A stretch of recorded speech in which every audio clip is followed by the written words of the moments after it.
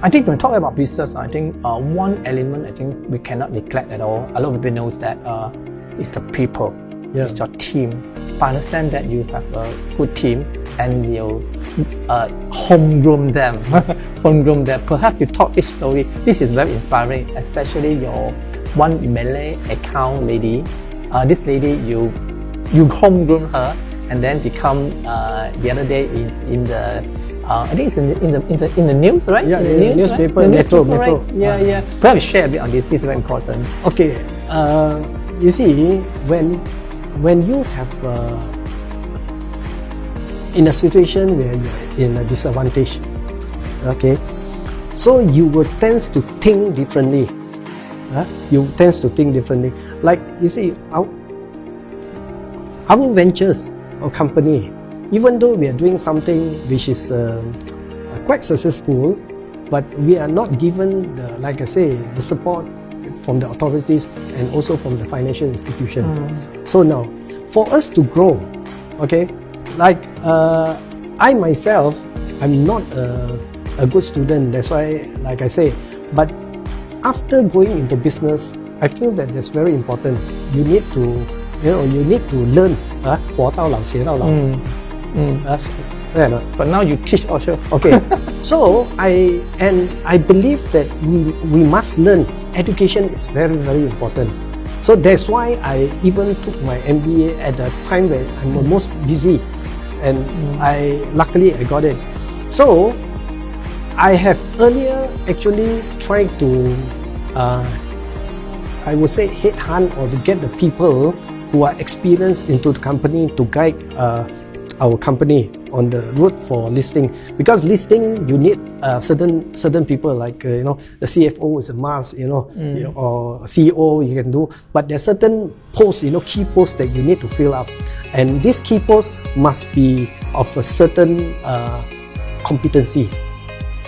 I have actually got earlier from outside, which I had to pay very, very high, a CFO, but eventually it doesn't fit in the organization. Because you see, if you get let's say a very high post from existing listed co to work in an SME, do you think they can blend? Okay, no doubt you are willing to pay him, you can pay him, but somehow or other the chemistry is not there. So I have gone through that and I pay a lot. So later on I decided that why don't, because with my own experience and knowledge, I groom my own people, I mentor my own people. So like for example, after my CFO left, I talked to a few of my senior accountants. I said, I'm looking. In fact, I shortlisted 3. I said, among 3 of you, I want to make some of you to take over the post. So you have to show me within 6 months certain capability. Then from there we will redesignate.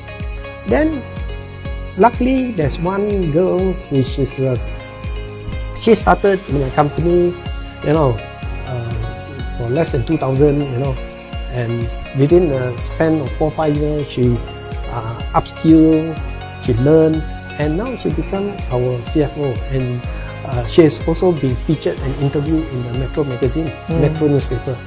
So, and also my factory, I have engaged a young girl, left SPM, young girl, but within a few years, she able to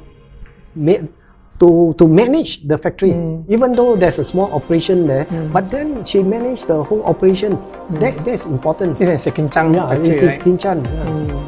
But now we are no more, Sekinchan is no more in our one, because being listed, you cannot use the Sekinchan, because that's why we have to change the operation, because that factory doesn't belong to us, so we don't have the CF, so that's why we cannot operate in that. But earlier it was all from Sekinchan.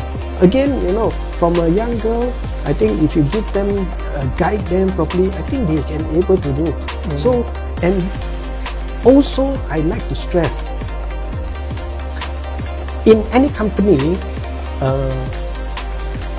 human resource you must be your asset, and your retention is the most important thing. And how do you ensure retention?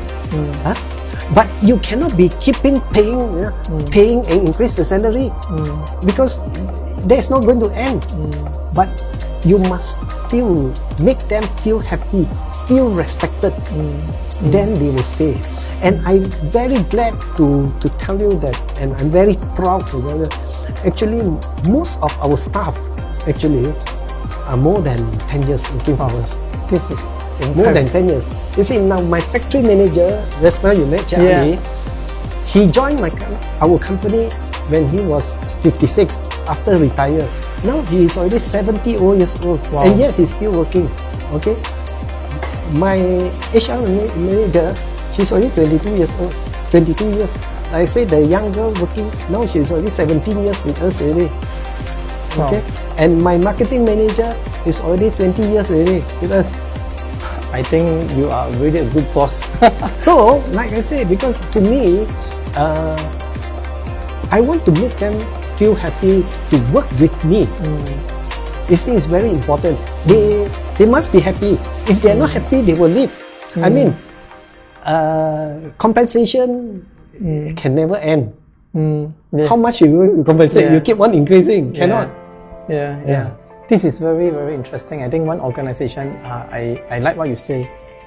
Human resources is very, very important. You retain a good staff, and then yet a homegrown staff is very important. Sometimes there's a culture shock. I know when you employ someone from, let's say, multinational company join you, somehow seriously can't perform. This is I agree with you, because I recommended one lady which is a very high position to so-called SME. The SME really want to pay. They can pay, because they go, but somehow they cannot click. Like what you say, it's a real story. That's why when you tell me this, I have the same feeling. The same feeling. But as well, you groom, then they work hard for you. To them, it's like they have not only the pay now. I think it's the passion and then the emotion all with you, because they grow from this. Actually, the most important thing I think as for staff is the loyalty. Loyalty, yes. It's a loyalty. So how do you ensure them? That's why I say you must respect them. Yes. Yeah, this is important. That's why I can see this is one of the success factor that Danny you have and Fibromat have. You really good in treasure your staff, and then this is proof that because they are worked so many years, for the things for you. Yeah. Another point I highlighted, I came across, I think this one you highlight a bit before we end the show. I like the idea of R&D that you shared with me, because you did a lot of R&D, even though you got the ISO 17025, and then this is the very so-called the latest kind of ISO that makes your R&D company division become a company, independent. Perhaps you share on this. This is very important. Okay. Like I say, in business, okay, I always say that when you embark into a business, you ask yourself, what do you want to do? Do you want to go like a normal, the Tom Yum mentality? You sell Tom Yum, I sell Tom Yum, next people also sell Tom Yum. Or you want to do something that nobody does except you only one who does. Okay, the choice is yours. But then if you want to do the easy way, very easy, no entry barrier. You just go there, get the thing done, you start. But if you want to go something that people don't do, and you are fighting with the big boys, all the big boys, then the road is going to be very, very, very tough. Do you have the stamina? Are you willing to fight them all the way? And will you able to accept rejection? Okay, so unfortunately, I'm a fighter. I'm a fighter.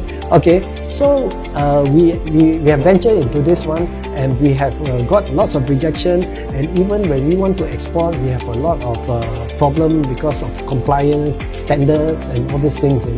So actually earlier, during my initial when I start initially on this business, I have my friend actually told me, Danny, if you want to venture in this business, you must have your own lab, you must have your own acquisition and all this thing. I said, no, I don't believe in this. As long as you sell cheap, everybody will buy. But unfortunately, I'm wrong.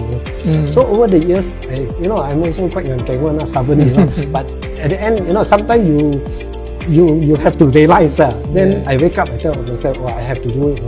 So then we embarked for, we set up our own lab.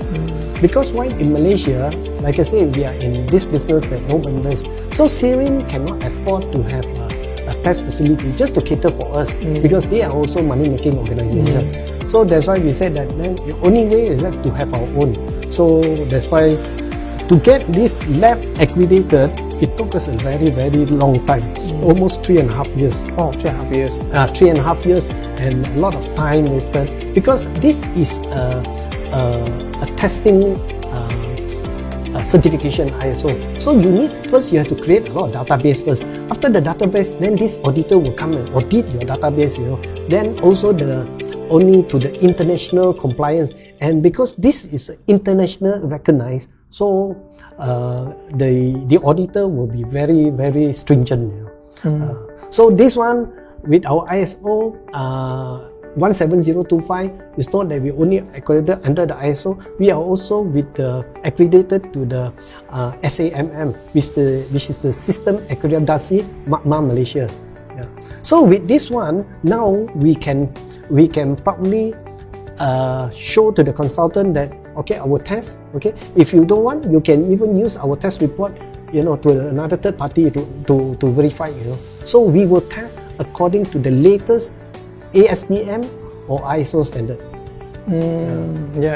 That's why R&D is very important. Even in the listing route, I'm sure they all like to see the company having an R&D department, because it's talking about the future prospecting, all these so-called going concern kind of things, So okay, I think I had I learned a lot from you, seriously, by listening your journey, how to get listed, and then of course Fibromat is there are more to come.